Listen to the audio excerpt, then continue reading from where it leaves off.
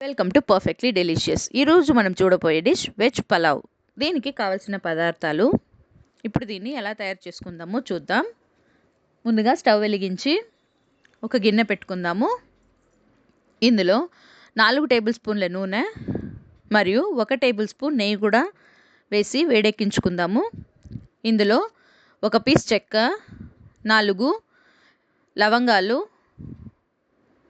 4 ఏలకులు, 2 నలుపు ఏలకులు, 2 మరాఠీ మొగ్గు, 1 స్టార్ అనీస్, 2 బిర్యానీ ఆకులు,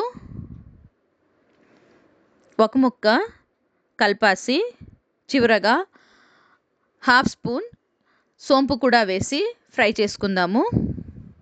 ఇందులో 2 పెద్ద ఉల్లిపాయ ముక్కలు తరిగి పెట్టాను, అది కూడా వేసి బాగా దోరగా ఫ్రై చేసుకుందాము. ఇది బాగా ఫ్రై అయితేనే టేస్ట్ బాగా కుదురుతుంది. దీనికి కనీసం 3-4 నిమిషాలు పడుతుంది. ఒక మూత పెట్టి ఫ్రై చేసుకుందాము. ఇది ఇప్పుడు బాగా ఫ్రై అవుతోంది. ఇంకొక నిమిషం దీన్ని ఫ్రై చేసుకుందాము. గోల్డెన్ కలర్ రావాలి.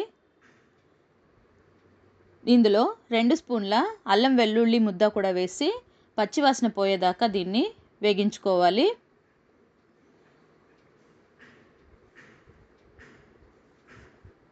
ఇందులో తరిగిన 3 పచ్చిమిర్చి, 2 టమోటా ముక్కలు కూడా వేసి కలిపి వేయించుకోవాలి. మనం వేసిన టమోటా ముక్కలు కూడా బాగా ఉడికి మగ్గాలి.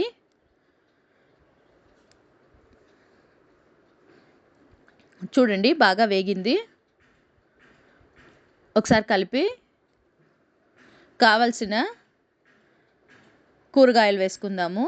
నేను ఇక్కడ క్యారెట్, బీన్స్ మరియు స్వీట్ కార్న్ యాడ్ చేస్తున్నాను. మీకు స్వీట్ కార్న్ నచ్చకపోతే పచ్చి బఠానీ కూడా యాడ్ చేసుకోవచ్చు. ఒకసారి కలిపి మూత పెట్టి సన్నని సగం మీదే ఉడికించాలి దీన్ని.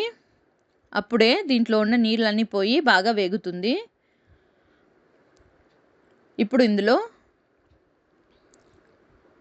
1/2 కప్పు పుదీనా ఆకులు, 1/2 కప్పు కొత్తిమీర కూడా వేసి కలిపి దీన్ని కూడా వేయించుకోవాలి.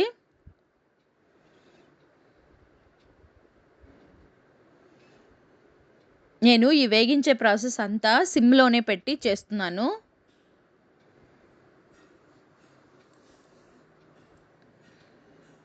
చూడండి బాగా వేగింది. ఇందులో పలావ్కి తగినంత ఉప్పు, 1/2 స్పూన్ పసుపు మరియు 1 స్పూన్ కారం పొడి కూడా వేసి బాగా వేగించాలి. మనం వేసిన కారం పొడి పచ్చివాసన పోయి బాగా వేగాలి.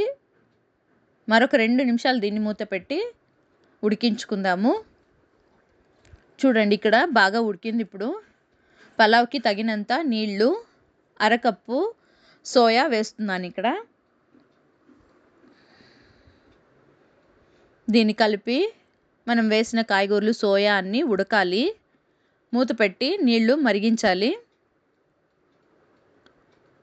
చూస్తే మీకు తెలుస్తుంది బాగా ఉడికి మరిగింది. ఇక్కడ నేను నానబెట్టిన 2 కప్పుల బియ్యము యాడ్ చేస్తున్నాను. ఇక్కడ 2 కప్పుల బియ్యానికి 4 కప్పులు నీళ్ళు యాడ్ చేస్తున్నాను.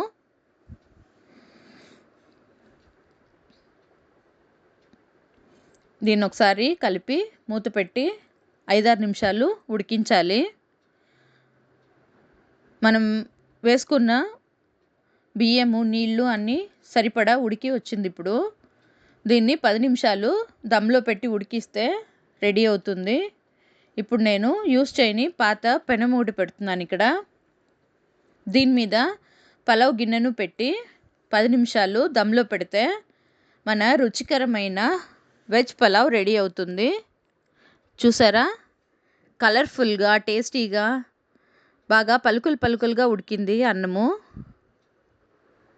చూస్తే మీకు తెలుస్తుంది. సూపర్గా కుదిరింది నాకైతే.